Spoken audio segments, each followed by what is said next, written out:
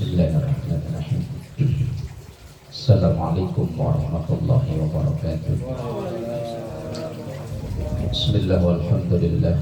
Wassalatu wassalamu ala rasulillah Sayyidina wa maulana Muhammad bin Abdillah wa ala alihi wa ashabihi wa man tabi'a rushidah ila hadratin Nabiyyil Mustafa Muhammadin sallallahu alaihi wasallam wa ala alihi wa ashabihi wa azwajihi wa dzurriyyatihi wa ali baitihi al-kiram wa jami' ummatihi minal muslimina wal muslimat wal mu'minina wal mu'minatin wal kafirin khususan malika alladhi Syekh Syarif bin Abdullah bin Sa'id al-Khadrar al-Syafi'i Syekh al-Allamah Muhammad Nawawi al-Bandani al-Jawi al-Syafi'i bi barakatil Fatihah. A'udzu billahi minasy syaithanir rajim. Bismillahirrahmanirrahim. Alhamdulillahi rabbil alamin arrahmanir rahim maliki yaumiddin iyyaka na'budu wa iyyaka nasta'in ihdinas siratal mustaqim siratal ladzina an'amta 'alaihim ghairil maghdubi 'alaihim waladdallin amin. Mengulang yang poin 11 ya. Wal hadi asyara, dan yang ke-11 syarat wajib membaca Al-Fatihah dalam sholat. Allah yatakhallalaha, hendaknya Fatihah itu tidak diselingi, tidak disela-sela. Zikrun ajnabiyun, zikir yang lain. Misalnya ada orang bersin, kita mengucap Alhamdulillah, maka Fatihahnya putus, harus diulang dari Bismillah lagi. Atau misalnya zikir-zikir yang lain lah. Tapi kalau zikirnya orang latah gimana? Zikirnya orang latah itu, latah itu disengaja apa refleks? Refleks ya. Kalau refleks berarti nggak batal walaupun dia mengucap kondisi. Kalau itu refleks. Nah, Fatihah itu kalau disengaja disela-selai dengan bacaan-bacaan lain, maka Fatihahnya putus, harus diulang dari awal. Bikhilafi ma idza ta'allaqa, berbeda apabila yang menyela-nyelai itu zikrun, zikir bimaslahatis sholati, yang ada hubungannya dengan sholat itu. Kata minihi, seperti membaca amin, liqiraati imamihi, karena bacaan imamnya. Misalnya baca Fatihahnya bareng antara imam dan makmum. Nah, makmumnya ini belum selesai baca Fatihahnya, sementara imamnya sudah walaupun. Nah, kemudian si makmum tadi yang Fatihahnya belum selesai, kemudian dia ikut amin, maka nggak masalah. Misalnya dia baru maliki yaumiddin setelah amin, nggak perlu diulang, langsung lanjut. Karena membaca amin itu ada hubungannya dengan bacaan sholat.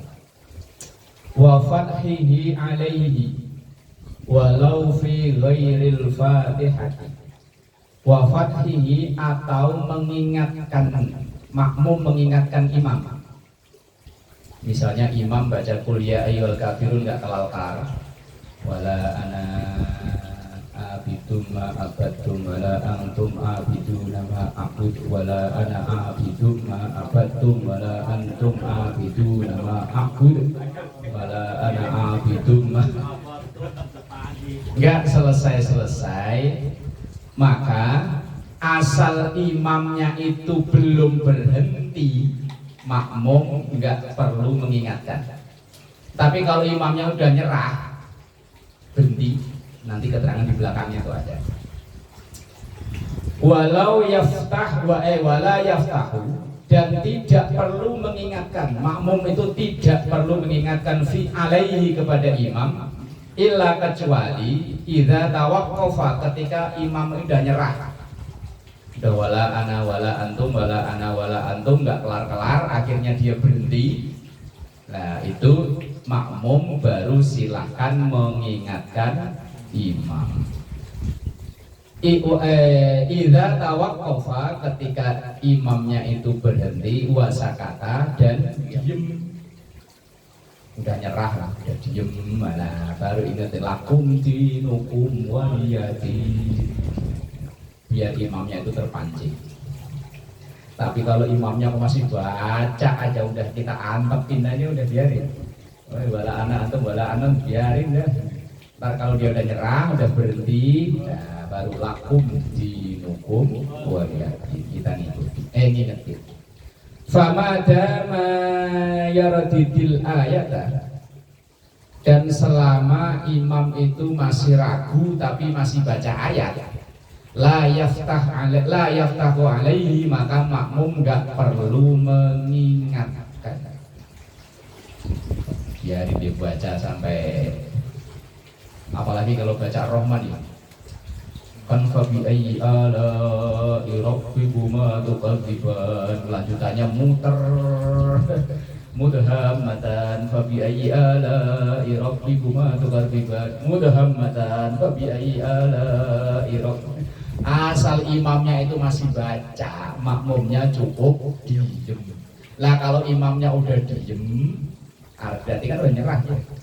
Lah, lain urusan kalau dia baca surat lagi, bacanya panjang lagi ya. Tabarakalladzi biyadihil mulku wa huwa ala kulli syai'in qadir. Asal imam itu belum berhenti, makmum cukup diam. Ganti lagi. Lah kalau udah diem, nah udah lakum. Kurwaile kesuwen ya. Fa'in fataha, lah kalau makmumnya itu ngingetin, salam, monggo Mbak. Fa'in fataha, lah kalau makmumnya itu ngingetin, in qata'at, justru malah putus al-qira'atu, bacaannya. Kalau kita baca Fatihah belum selesai, lah kok ngingetin imam, maka bacaan Fatihah kita malah putus, harus ngulang dari bismillah lagi. Makanya harus antepin aja imamnya. Ayo terserah Fir, mau belok kanan mau kiri lanjut. Tapi jangan ngomong ya Pak. Naam iya, indaqal waktu, kalau waktunya udah mepet, umpama sholat maghrib sampai menjelang isya masih wala ana wala antum aja nggak kelar-kelar, udah mau jam 7 kurang seperempat sholat belum kelar, gara-gara imamnya bulet gak ruko-ruko, baca wala asri ujungnya ketukar lagi ini. Illal ladzina amanu wa amilus sholihati, aturan wa tawasaw bil haq malah falahum ajrun ghairu mamnun. Begitu di tengah-tengah lupa. Loh, langsung illal ladzina amanu wa amilus sholihati falahum ajrun ghairu mamnun, diulangi lagi. Lah kalau dia illal ladzina amanu berhenti, kalau dia udah berhenti lah baru kita makmum ngingetin. Kalau dia belum berhenti biarin. Patokannya itu tadi dulu. Kalau imamnya masih belum berhenti, wis mantepin aja wis. Illal ladzina, biar diulang berkali-kali, biar illal ladzina. Apalagi kalau yang dibaca ayatnya yang depannya mirip. Ya ayyuhalladzina amanu. Padahal ya ayyuhalladzina amanu kan banyak banget ya. Oh iya kan diem lah, kalau diem makmum juga bingung. Ini yang maksud yang dibaca yang mana? Kalau Al-Baqarah ya banyak, Al-Imran ya banyak, yang depan ayatnya ya ayyuhalladzina amanu. Ayo bener, kutiba alaikumusiyam ya bener, la tajtanibu ya bener, banyak banget yang ayatnya di depan ya ayyuhalladzina amanu. Asal imamnya belum diem, udah diemin aja. Lah kalau dia udah diem, cep. Tapi kok kita juga bingung yang dibaca apa, ya diem juga, diem-dieman.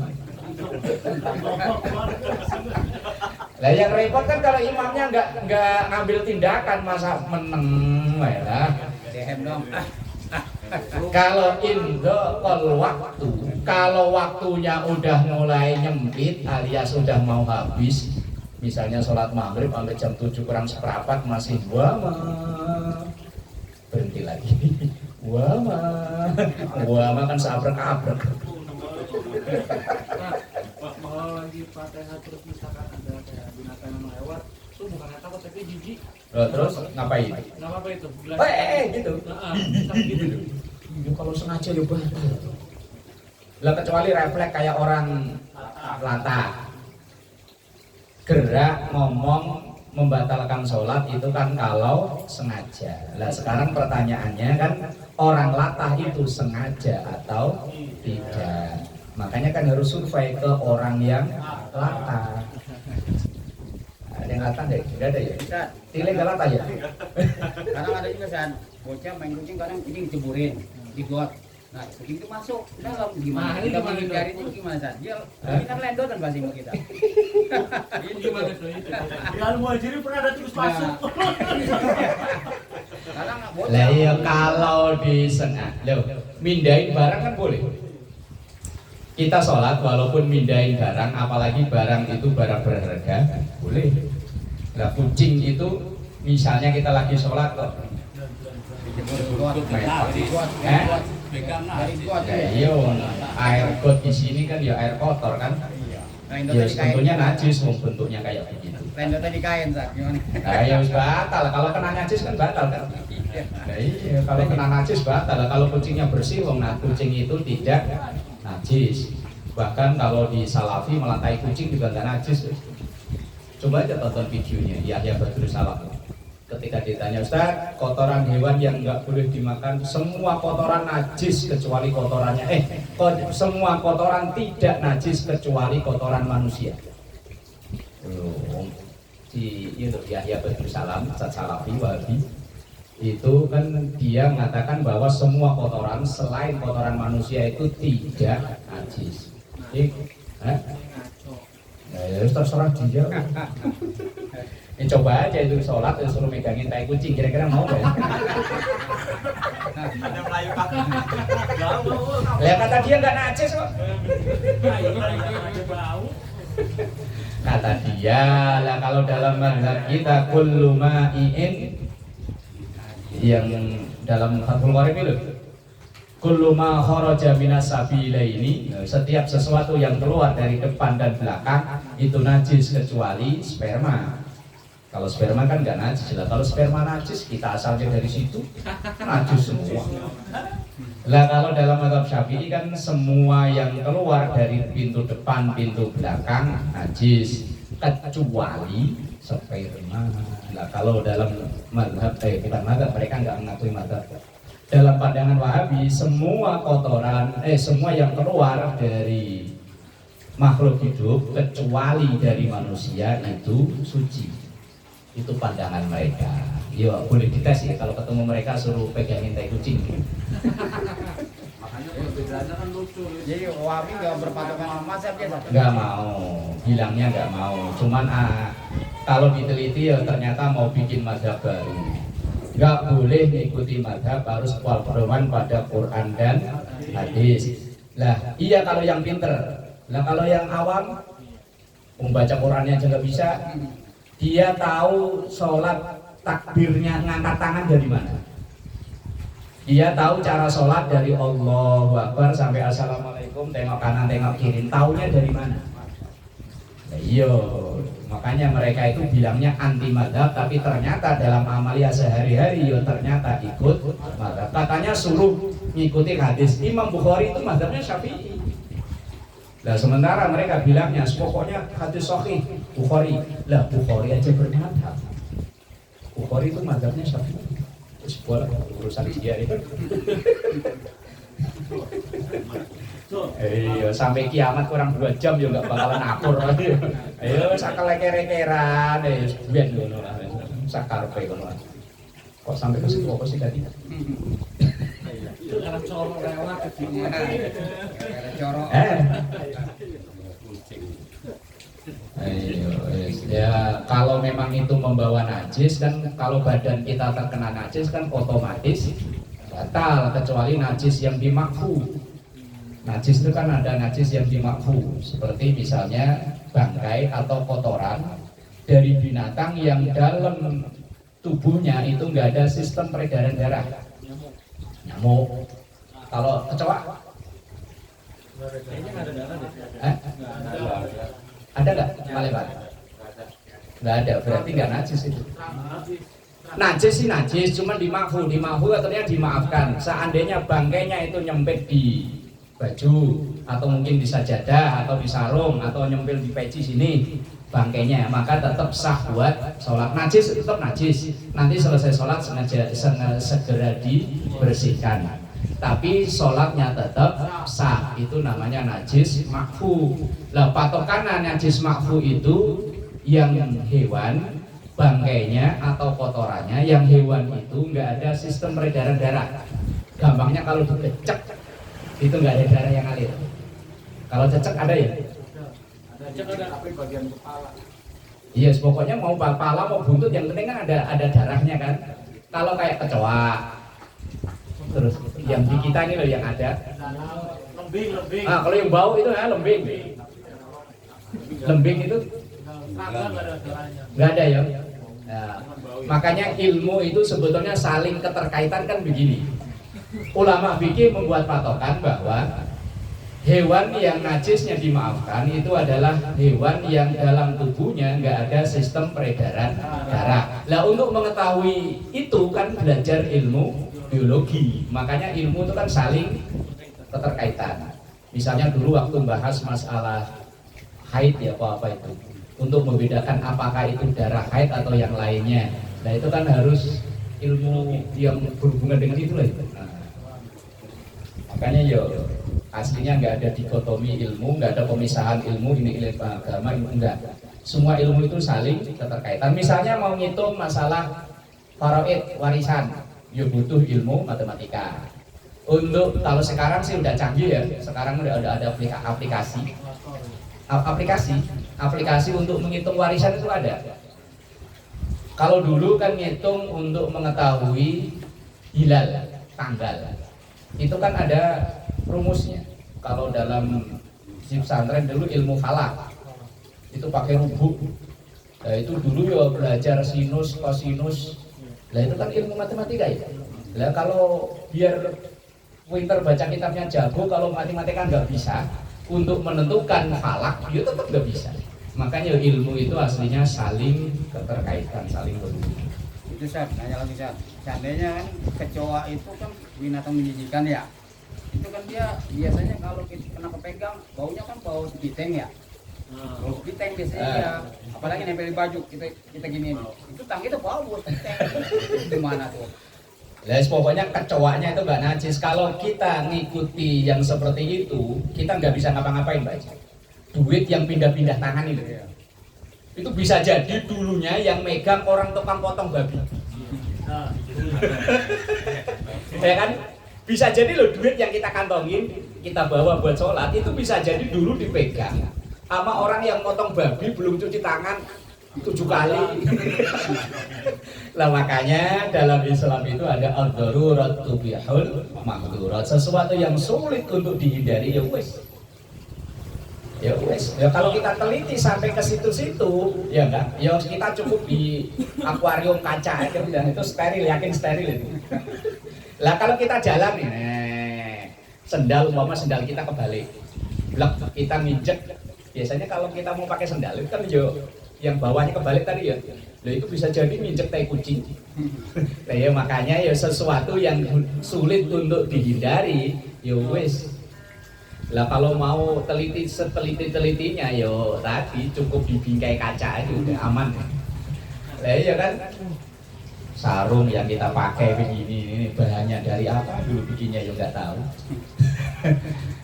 Mungkin dulu pernah saya sampaikan, saya pernah nanya ke seorang kiai di Jakarta. Saya nanya, Kiai, orang yang tinggal di perkotaan kira-kira yang dimakan itu bisa 100% halal, yang dipakai bisa 100% suci. Dia bilang enggak. Yang kita makan rata-rata ini kayak kopi begini aja, udah pabrikan ya. Terus bahannya apa ya 100% kita nggak tahu. Baju yang kita pakai ya begitu. Apa aja lah yang nempel di badan kita itu bahannya dari mana? Ini peci yang buat sholat ya empuk. Tasbih itu cangklong dari mana ya? Mulut itu dari mana ya? Iya. Nah terus ya itu kira-kira ada nggak yang orang sekarang bisa makan 100% halal? Ya kalau orang perkotaan nggak bisa. Kalau orang di pelosok padinya nanam sendiri, ikannya miara sendiri mungkin bisa. Nah, kalau orang kota ya lah. Kalau orang kota kalau ada hujan langsung mangap, jangan jatuh ke genteng. Genteng bisa aja ada gerai kucing. Ya kalau ada hujan, langsung kita mangap. Nah itu halal asli itu. Kalau ditaruh di gelas, belum tentu ini gelas nih kacanya asalnya dari mana. Nah iya. Taruh di gayung itu plastik sumbernya dari mana ya nggak tahu. Wis pokoknya ya sesuatu yang sulit untuk dihindari ya. Ad-daruratu bihul mahdurat. Sesuatu yang sulit ya wis membolehkan yang asalnya memang awalnya tidak boleh. Ya kayak kasus kecoa tadi itu. Nah kalau ngikutin itu kucing itu kakinya habis nginjek di mana aja. Kucingnya nggak pakai sepatu, pakai sendal. Bisa jadi dia habis berak kan biasanya digini-gini. Apa iya kucing mau masuk ke rumah kita suruh cuci kaki dulu? Cuci kaki? Oh iya nggak mungkin aja. Makanya ya wes yang tadi lah kaidah awal-awamnya ya ad-darurat tubihul mahdurat. Bismillahirrahmanirrahim. Oh, tadi belum kelar. Naam indaqal waktu. Kalau waktunya udah nyempit, udah hampir habis, fataha alaihi, maka makmum yang mengingatkan imam yang masih bulet belum kelar tadi. Wala tanqati'ul qira'atu hina idzin, maka kalau seperti itu kasusnya wala tanqati'ul qira'ah, enggak putus bacaannya. Bismillahirrahmanirrahim. Wala budda, dan tidak boleh tidak alias wajib. Ayyakunal fathu, mengingatkan imam itu, fathu itu makmum yang ngingetin imam, itu dibahasakan menjadi fathu. Tapi mengingatkan yang khusus bacaan loh ya, bukan mengingatkan taruh ruko, keliru sujud, bukan. Yang ini yang makmum ngingetin imam dalam hal bacaan yang Fatihah maupun surat setelah Fatihah. Wajib bagi makmum yang ngingetin imam biqasdil qiraah, dengan niat membaca. Niatnya ya baca ayat yang dibaca itu, walau ma'al fathi, walaupun beserta itu dalam rangka mengingatkan. Fa in qasadal fatha, maka kalau dia niat hanya mengingatkan wahdah, murni. Kalau orang Jawa meligi, Purwodadi ada bahasa meligi, hanya itu, hanya ngingetin tok.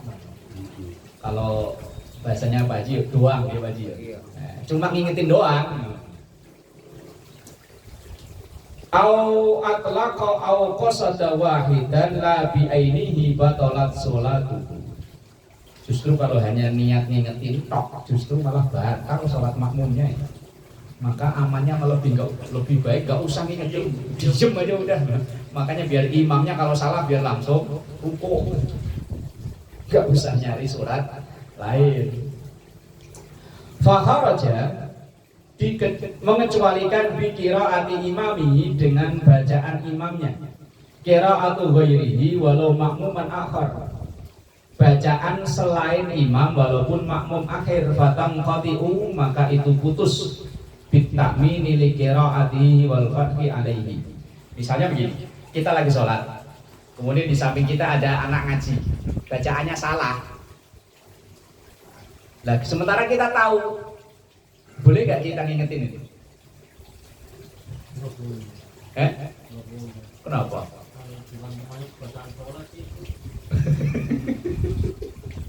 Iya misalnya kita lagi sholat kayak di rumahnya Gus Roy. Ada anak baru pada belajar ngaji, bacaannya salah, tak panjang pendeknya salah atau ayatnya salah. Kemudian kita lagi sholat ngingetin. Tapi kalau ya jelas batal sholatnya. Maksudnya ngingetin bacaannya. Boleh nggak? Boleh, tapi nanti membaca. Boleh, tapi kalau niatnya baca. Kalau itu niatnya al-fathu tadi itu ngingetin. Wal fathi alaihi. Wakat ta'minu sujudut tilawati, dan seperti membaca amin itu sujudut tilawah ma'al imam, yaitu sujud tilawah berserta dengan imam. Lah sujud tilawah itu kalau di sini sih enggak ya. Di Al-Muhajirin ada ya? Belum ya. Kalau dulu di Priok itu setiap Jumat subuh itu memang baca surah Hamim Sajadah itu. Nah kita yang sebagai makmum sujudnya kita itu dalam rangka ikut imam. Karena imamnya sujud tilawah, maka kita ikut sujud. Karena wajibnya makmum itu ikut imam. Nah kalau imamnya enggak kunut, ya kita enggak usah kunut. Tapi kalau imamnya kunut, kalau kunutnya sunnah, tapi ngikuti imam itu yang wajib. Kalau saudara kita Wahabi yang moderat, kayak Ustaz Firanda, itu juga menfatwakan kalau bermakmum kepada imam yang kunut, maka kunutnya sih nggak wajib, cuma ngikuti imamnya yang wajib, maka ya wajib kunut. Kalau imamnya kunut, tapi kalau yang almarhum yang udah meninggal Mau ya? nggak mau, kunut itu dibilang bid'ah. Nah kalau Firanda dan dia bilang ini khilafiyah, masalah ijtihadiyah. Khilafiyah itu perbedaan yang dari dulu kala sampai mungkin kiamat kurang 2 jam tadi itu nggak bakalan selesai. Nah beliau menfatwakan kalau kejamaahnya ya, kunutnya sih tidak wajib, tapi wajibnya itu mengikuti imam. Nah, kalau sholat misalnya imamnya baca surah Hamim Sajadah, kok dia sujud tilawah, maka kita wajibnya mengikuti imam. Cuman ya kalau yang nggak tahu kiranya sholatnya 2,5 Pak Haji. Iya. Pak Haji itu cerita ya yang di HM ya. Iya. Ada subuh 3 rakaat. Oh, subuh 3 rakaat. Ini repotnya orang yang nggak ngerti langsung komen, langsung keluar kemana-mana repot. Wah, nggak bener itu di HM. Masa sholat 2,5 rakaat. Sesat. Ya, wes repot. Makanya kadang ada orang yang ibadah semangatnya bagus tapi ilmunya kurang, bahaya malah. Ya tadi itu langsung vonis sesat, itu sesat. Mau kok sholat subuh 2,5 rakaat. Nggak mau jamaah lagi katanya. 3 rakaat. Padahal dianya yang belum ngerti. Dan memang kan kalau yang orang nggak ngerti kayaknya kan kayak sholatnya kayak 2,5 rakaat. Iya. Kan baca surat Hamim Sajadah langsung sujud, habis sujud berdiri lagi, baca lagi. Dikiranya ada setengah. Repot ya. Repot.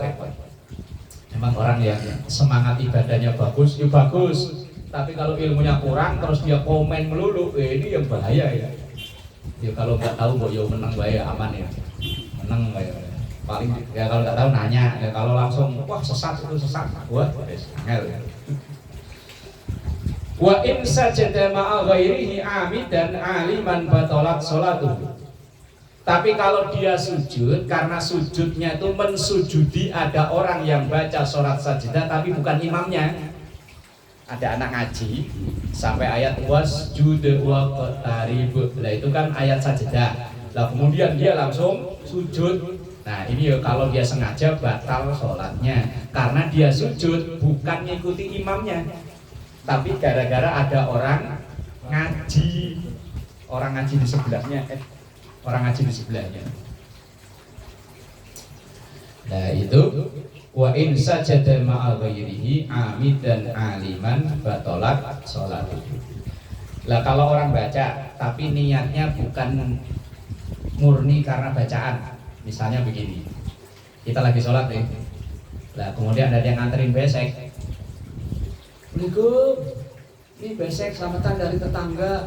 Langsung kita alhamdulillahirabbil alamin.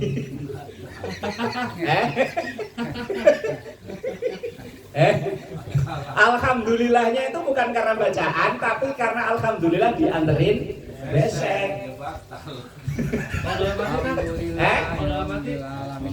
Oh, namanya bukan baca kalau dalam hati mah. Ini yang jadi kalau dalam hati itu nggak ada hukum. Yang dibahas fikih itu kalau sudah diucapkan atau digerakkan. Alhamdulillah taruh situ.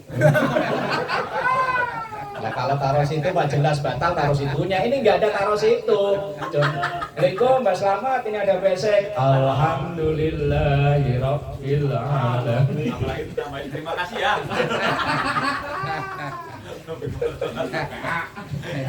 Atau kayak Pak Satam sholat sambil jaga warung ya. Assalamualaikum Mbak Satam, ini saya mau bayar utang. Alhamdulillah. Nanti dulu nunggu. Kalau ada niat lain, maka kalau dia menyengaja memang mengalhamdulillahi orang bayar utang, batal sholatnya. Karena ada niat lain selain rukun sholat. Tapi kalau nggak ada niat apa-apa, wis natural, memang kebetulan pas itu. Bismillahirrahmanirrahim. Pak bayar utang. Alhamdulillahirabbil alamin. Umpama, namanya umpama itu yang ngayal. Umpama udah ngayal lah kok. Lah seandainya sholat sambil jaga warung kan bisa jadi ya. Iya, sholat maghrib umpama kan, kalau asar kan bacanya pelan. Ya, kalau maghrib umpama baru Allahu Akbar. Bismillahirrahmanirrahim. Assalamualaikum Mas Satam, ini bayar utang. Alhamdulillah. Tapi kalau natural memang bacaannya nyampe itu, gak ada niat mengalhamdulillahi orang bayar utang. Yo, lanjut. Wa yushtaratu aidan, dan disyaratkan juga kaunuha bil arabiyyati. Fatihah itu dibaca dengan berbahasa Arab. Kalau diterjemahkan nggak boleh. Dulu ada siapa yang di Malang ya, zaman dulu ya, sholat diterjemahin yang mantan petinju kan? Iya, siapa namanya? Udah lama sih kasusnya ya. Nah, ingat nggak ya? Ya dulu ada. Iya, yang biar sholatnya itu lebih resep. Bagaimana kalau yang kita baca terjemahannya aja dengan menyebut nama Allah yang Maha Pengasih lagi Penyayang. Segala puji bagi Allah, Tuhan seluruh alam raya yang Maha Pengasih lagi Penyayang. Ora boleh. Karena sholat itu ibadah yang kan, ibadah itu ada dua macam tadi ya. Bukan hanya makhluk, ada yang ibadah itu yang wis pokoknya pakonnya begitu ya begitu itu. Apa sih kemarin lupa itu? Bukan, kan ada yang bisa dilogikakan akal, ada yang enggak. Kayak zuhur 4 rakaat. Kenapa harus 4 rakaat? Lupa saya namanya. Mahdoh wairu mahdoh bukan itu, arahnya ta'yin itu penjelasan. Lupa saya. Istilahnya ada istilah khusus kok. Ibadah itu ada yang pokoknya kita ikuti aturannya begitu ya begitu. Ada yang boleh kita logikakan. Lupa saya istilahnya. Ntar biasanya kalau udah kelar inget. Lah ada ibadah itu yang ya tadi itu yang bisa dilogikakan akal dulu. Kalau sahabat ya hanya terima aja. Nah kemudian kesini diteliti. Nah misalnya kayak ini minuman kecemplungan laler. Nah suruhnya Rasulullah kan suruh lelepin. Lah itu dulu para sahabat ya wis lah pokoknya imam ini perintahnya Nabi ya kita dengar kita ikuti. Kemudian kesini, loh kenapa ini kok disuruh begitu? Akhirnya diteliti, ternyata di laler itu sebelah ada penyakitnya, sebelah ada penawarnya. Lupa namanya ya. Ntar juga ingat kalau udah kelar. Wes. Wa yushtaratu aidan qauluha bil arabiyyah, dan disyaratkan Fatihah itu dengan berbahasa Arab, enggak boleh diterjemahkan. Mengikuti hadis sallu kama ra'aitumuni usolli. Salatlah engkau seperti melihat aku salat. Wala yutarjamu anha, dan tidak boleh diterjemahkan dari Fatihah itu.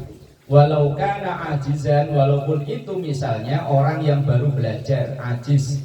Ajiz itu belum bisa, alias lemah. Kalau aziz itu artinya kuat, kalau ajiz artinya lemah. Cuman beda di tengah. Kalau aziz kan huruf di tengah pakai za, itu artinya kuat. Makanya kalau ada orang aslinya dikasih nama Aziz tapi panggilannya Ajiz, letoy jadinya. Iya, kalau Ajiz itu artinya lemah, letoy, loyo. Kalau Aziz, tengahnya pakai za, itu artinya kuat. Cuman beda pengucapan dikit antara Aziz dan Ajiz. Kalau Ajiz itu artinya lemah, nggak mampu. Lah kalau seandainya ada orang baru masuk Islam, Fatihahnya belum hafal, boleh nggak ngapalin terjemahnya? Nggak boleh. Nah itu kalau dulu kan pernah ya kayaknya ya. Maka cukup diganti dengan kalimat thayyibah yang sebisanya dia. Misalnya bisanya subhanallah, ya subhanallah 7 kali karena ayat Fatihah kan 7 ayat. Subhanallah nggak bisa, misalnya bisanya Allahu Akbar, ya wes Allahu Akbar. Tapi segoblok-gobloknya ya, bukan subhanallah, maaf salah. Misalnya mu'alaf, semu'alaf-mu'alafnya orang sekarang kalau Allahu Akbar yakin bisa. Fatihah aja bisa. Fatihah aja bisa ya. Lah umpama sering nonton di TV yang demo kan Allahu Akbar, polisinya Allahu Akbar, yang tengah-tengah sallallahu liman hamidah. Lah kalau dia sering lihat demo di TV Allahu Akbar, lama-lama seandainya dia masuk Islam bisa kayak. Apalagi rumahnya dekat musola, dekat masjid. Takbiran, Fatihah hafal. Lah umpama ini Fatihah nggak hafal, ya wis ketika sholat, ia cukup baca Allahu Akbar 7 kali sebagai ganti 7 ayat dari Fatihah itu. Atau baca yang lain-lainnya, subhanallah, alhamdulillah, alhamdulillah juga bisa ya. Toko-toko Cina ada tanya gimana kok orang alhamdulillah. Nah, iya kan? Seandainya ada orang masuk Islam minta bimbingan ke kita, terus sholatnya gimana? Wes pokoknya yang penting gerakannya ikutin aja, bacaannya bisanya apa? Alhamdulillah bisa, ya wes alhamdulillah dari awal sampai akhir. Alhamdulillah, alhamdulillah, alhamdulillah terus. Malam anjuran dia kan? Malam anjuran dia. Oh iya, yakinnya mantep ya. Wa misluha, dan yang semisal itu badaluha, penggantinya ingkana Qur'anan, kalau itu Qur'an. Maksudnya sebagai pengganti kalau orang itu nggak bisa, ya bisanya. Tapi misalnya Fatihah nggak bisa, tapi surat lain bisa. Misalnya kulhu bisa, kalau kulhu berapa ayat? 4 ayat. Ya berarti masih kurang 3 lagi. Nah, ya pokoknya kulhu 2 kali lah, saldo 1. Sholat ada saldo segala ya. Itu bagi orang yang ngomong. Bikhilafi ma law kana dzikran aw du'aan, berbeda kalau yang dibaca itu zikir atau doa, fayatur jamu'anhu, maka boleh diterjemahkan indal ajzi, bagi orang yang tidak mampu, anil arabiyyati, dari berbahasa Arab. Kalau bacaan-bacaan zikir nggak boleh diganti dengan bahasa Indonesia atau boleh diterjemahkan, tapi kalau Qur'annya nggak bisa. Wa yushtaratu aidan, dan disyaratkan juga adamul qiraati, nggak memakai qiraah atau bacaan bisyadhi yang syad itu yang aneh. Di Quran itu kadang ada yang membaca tapi bacaan syad itu yang tidak dimasyhur itu. Quran itu kan ada qiraah sab'ah, ada 7 macam bacaan. Nah, kita ini satu aja nggak menguasai. Karena dulu para sahabat yang diutus oleh Rasulullah itu kadang dari asal suku yang berbeda, itu pasti akan mempengaruhi dialeknya berbeda. Sama-sama Jawa, Jawa Timuran, Jawa Tengah sama Sama-sama Jawa Tengah aja Cilacap, Kebumen beda ya. Nah dulu ya para sahabat ya sama, dialek Arabnya itu beda-beda. Walaupun yang paling fasih ya Quraisy, tentu bahasa Arabnya Rasulullah. Nah sahabat kan nggak semuanya dari suku Quraisy, macam-macam kan. Nah makanya kadang dialek itu beda-beda. Wa huwa ma wara al-qira'ati sab'iyyati, yaitu yang selain dari qiraah sab'ah. Wa yushtaratu aidan, dan disyaratkan juga ada musarifi. Dalam membaca Fatihah itu tidak adanya tujuan lain. Nah, kayak tadi itu loh. Assalamualaikum, bayar utang. Alhamdulillah. Baca Fatihah tapi punya tujuan lain. Nah, itu yo membatalkan Fatihahnya. Walau qasada biha as-sana, walaupun seandainya orang itu niatnya as-sana, memuji. Ya tadi diantarin besek. Alhamdulillah, kan memuji namanya ya.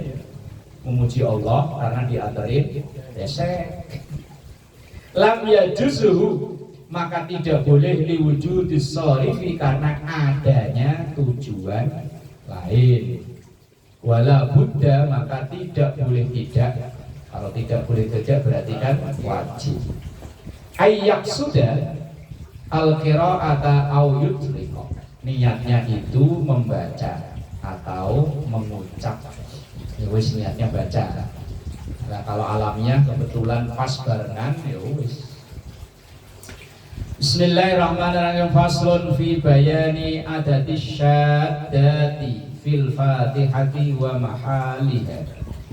Pasal yang membahas tentang jumlahnya tasdid dalam Fatihah dan tempat-tempatnya.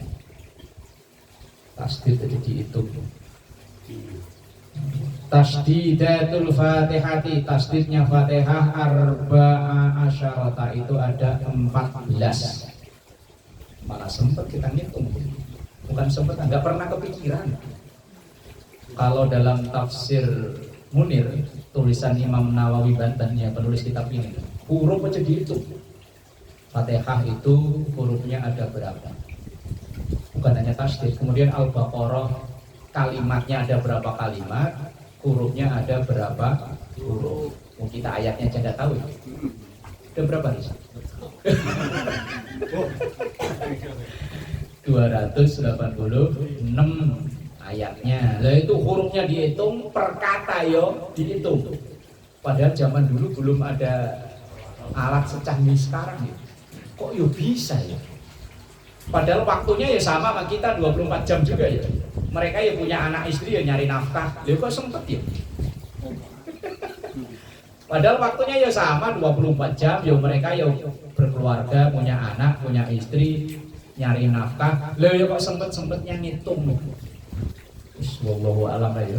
Nah, karena kita kan banyakan main, banyakan tidur, banyakan cekikak-cekikik. Jauh lah, jauh. Aduh. Makanya seandainya nanti masuk surga kok kita di emperan ya nggak boleh protes lah ya. Aduh, kelas yang paling bawah ya sih. Fatasdidu bismillah, tasdidnya lafaz bismillah fauqal lam, di atas huruf lam, lam jalalah. Lam jalalah itu huruf lam yang ada dalam lafaz Allah. Nah, itu kalau dalam ilmu tajwid kan namanya disebut lam jalalah. Kadang dibaca tafhim, kadang dibaca tarkik. Dibaca tebel apabila sebelumnya berharokat dhammah atau fathah. Dibaca tarkik, dibaca tipis kalau sebelumnya berharokat kasroh. Bismillah. Kalau sebelumnya fathah, wallahu, itu bacaan namanya tafhim, tebel. Wahidun, itu nomor 1. Wa tasdidur rahmani, dan tasdidnya lafaz ar-rahman fauqar ra, di atas huruf ra. Sani, itu nomor 2. Wis langsung dibaca cepat aja ini. Wa tasdidur rahimi, dan tasdidnya lafaz ar-rahim fauqar ra, di atas huruf ra. Salisun, itu nomor 3. Wa tasdidu alhamdulillah fauqa lamil jalalah, di atasnya huruf lam jalalah. Rabiun, itu yang keempat. Wa tasdidu rabbil alamin, tasdidnya lafaz rabbil alamin fauqal ba, di atas huruf ba. Khamisun itu yang nomor 5. Wa tasdidu ar-rahmani fauqar ra, sadisun, tasdidnya lafaz ar-rahman itu di atas ra, sadisun itu nomor 6. Wa tasdidur rahimi, dan tasdidnya lafaz ar-rahim fauqar ra, di atas ra, sabiun itu nomor 7. Wa tasdidu maliki yaumiddin, yaitu maliki boleh panjang boleh pendek. Ada yang baca maliki yaumiddin. Misalnya kita sholat makmuman kok imamnya bacanya maliki yaumiddin, bener. Yang nggak bener, kita yang nggak tahu langsung nyalain, wah imamnya salah. Fauqad dal, di atas huruf dal, saminun itu yang nomor 8. Wa tasdidu iyyaka na'budu fawqal ya, tasiun nomor 9. Wa tasdidu wa iyyaka nasta'in fawqal ya, asyirun nomor 10. Nah ini yang baru penting. Nah, ini bahaya ini nanti kalau disengaja. Falau khaffafal ya, maka seandainya meringankan ya, meringankan itu berarti tanpa tasdid, bacanya iyyaka. Yang benar kan iya, kayaknya ditekan, ditahan, ditekan. Lam tasih qira'atuhu, maka tidak sah bacaannya. Fa wajaba alaihi, maka wajib bagi orang tersebut i'adatuha, mengulanginya. Maka bacanya harus iyyaka na'budu wa iyyaka nasta'in. Wa kadza sholatuhu, dan begitu juga sholatnya. In ta'ammada, kalau dia sengaja, wa alima, dan ia mengetahui, wa in qasodal makna kafaro, maka malah dihukumi kafir. Cuma beda tasdid tok. Alasannya li'anna iyyaka, karena sesuai lafaz iyyaka tanpa tasdid, yaitu daw'us syamsi, sinar matahari pagi. Kalau diterjemahkan, kalau iyyaka pakai tasdid, itu artinya hanya kepada engkau na'budu, kami menyembah. Wa iyyaka nasta'in, hanya kepada engkau nasta'in, kami minta tolong. Tapi kalau tanpa tasdid, wa iya, bacanya iyyaka na'budu wa iyyaka nasta'in, padahal di kuping mirip ya. Iyyaka ma iyyaka mirip ya. Lah kalau tanpa tasdid, itu kalau diterjemahkan itu serem. Hanya kepada sinar matahari pagi kami menyembah. Loh, yang nyembah sinar matahari pagi lah saudaranya wong Pehum ya. Wong Pehum yang pagi-pagi buka toko bakar apa namanya itu? Enggak ada namanya khusus. Oh, ya. Saya pernah nanya ke Akoy apa namanya, lupa ya. Yang ini loh, ini loh. Kio, lupa saya pokoknya itu loh. Ya pegel. Lah itu kalau yaknya tanpa tasdid. Kalau dia ngerti dan sengaja kafaro, maka hukumnya kafir. Lah kalau orang yang nggak ngerti, namanya orang nggak ngerti. Wah itu ya bahaya. Makanya yang paling riskan yaitu lafaz iyyaka na'budu wa iyyaka nasta'in. Amma law syaddadal muhaffaz, adapun seandainya mentasdidkan yang aslinya tidak tasdid, asa'a, maka itu buruk. Wa ajza'ahu, tapi enggak apa-apa, alias boleh. Wa tasdidu ihdinas siratal mustaqim fawqa sad, hadi asyara itu nomor 11. Wa tasdidu siratal ladzina fawqal lam, di atas huruf lam, tsani asyara nomor 12. Wa tasdidu an'amta alaihim ghairil maghdubi alaihim waladdallin, fawqa dot wal lam, di atas huruf dot dan di atas huruf lam. Salisa asyara wa rabi asyara nomor 13 dan 14. Genep ada 14 tasdid yang ada dalam Fatihah. Yang berbahaya itu goyang lapat iyyaka na'budu wa iyyaka nasta'in. Jangan sampai keliru di situ. Kalau orang memang nggak tahu dan nggak sengaja, yo nggak apa-apa. Tapi kalau sengaja dan ia tahu dan menyengaja, guys, kafaro hukumnya. Ini wallahu a'lam bishawab.